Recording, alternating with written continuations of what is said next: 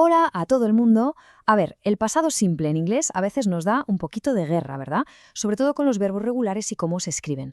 Bueno, pues se acabó el misterio. Hoy vamos a ver las reglas de oro para que esto deje de ser un problema. Y ya verán que es mucho más fácil de lo que parece. ¿Vamos al lío? Yesterday evening, I was alone at home.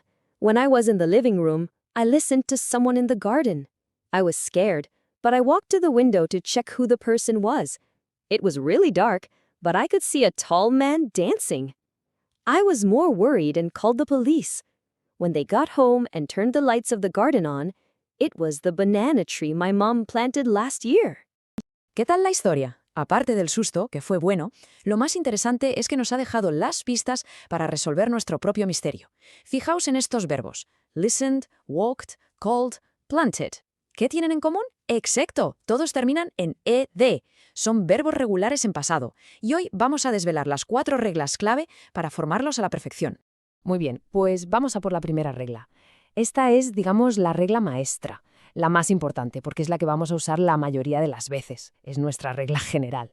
Y es que lo bueno es que para casi todos los verbos regulares, formar el pasado es tan simple como añadir la terminación ed, así de fácil. Por ejemplo, listen, que se convierte en listened. Aquí tenemos un ejemplo perfecto, el verbo walk. En pasado se convierte en walked. Escuchemos con atención la diferencia en la pronunciación. Primero en presente, walk, y ahora en pasado, walked. Pasamos a la segunda regla. Esta es una pequeña excepción, pero en realidad es para hacernos la vida más fácil. ¿Qué pasa si el verbo ya termina con la letra e? Pues por pura lógica, si el verbo ya acaba en e, no vamos a añadir otra e, simplemente se le añade una d al final. Y listo. Así, un verbo como like se transforma en liked. Aquí lo vemos claramente. El verbo like se convierte en pasado en liked. Vamos a escuchar cómo suena. Presente, like, pasado, liked. Venga, vamos con una regla un poquito más específica. Esta tiene que ver con la letra i.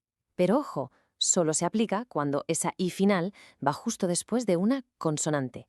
La regla es muy clara. Si el verbo termina en consonante más i, esa i se va y en su lugar ponemos una i latina.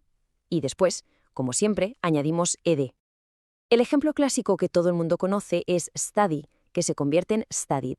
A ver cómo suena este cambio. El verbo study se transforma en studied. Escuchemos. Presente, study. Pasado, studied. Y llegamos a la última regla. Se la conoce como la regla CBC, que son las siglas de consonante, vocal, consonante. Normalmente se aplica a verbos cortos, de una sola sílaba. Bien, si un verbo de una sílaba termina en esa secuencia, consonante, vocal, consonante, lo que hacemos es duplicar la última consonante antes de añadirle el ed. Por ejemplo, stop se convierte en stopped, con doble P.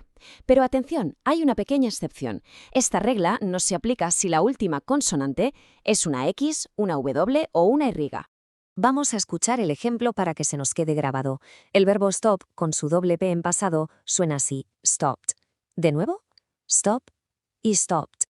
Genial, pues ya hemos descifrado las 4 reglas fundamentales. Ahora llega el paso más importante, hacerlas nuestras. Y la mejor forma de conseguirlo es repasando y, sobre todo, practicando. Aquí tenemos un resumen súper visual que nos va a venir de maravilla. Para la mayoría de los verbos simplemente añadimos ed. Si acaban en e, solo una d. Para los que terminan en consonante más i, cambiamos esa i por ied. Y para los verbos cortos que siguen el patrón CVC, duplicamos la consonante final antes de añadir ed. ¡Perfecto! Esto resume todo lo que necesitamos saber. Y aquí está la clave de todo. Con estas 4 reglas, el misterio del pasado simple se ha resuelto. Las puertas están abiertas. Ahora, el verdadero desafío es empezar a usarlas. Pensemos, ¿qué podríamos contar sobre lo que hicimos ayer usando estos verbos? Porque al final, la práctica no es el último paso, es el primero para empezar a sonar cada vez más natural. Así que, adelante.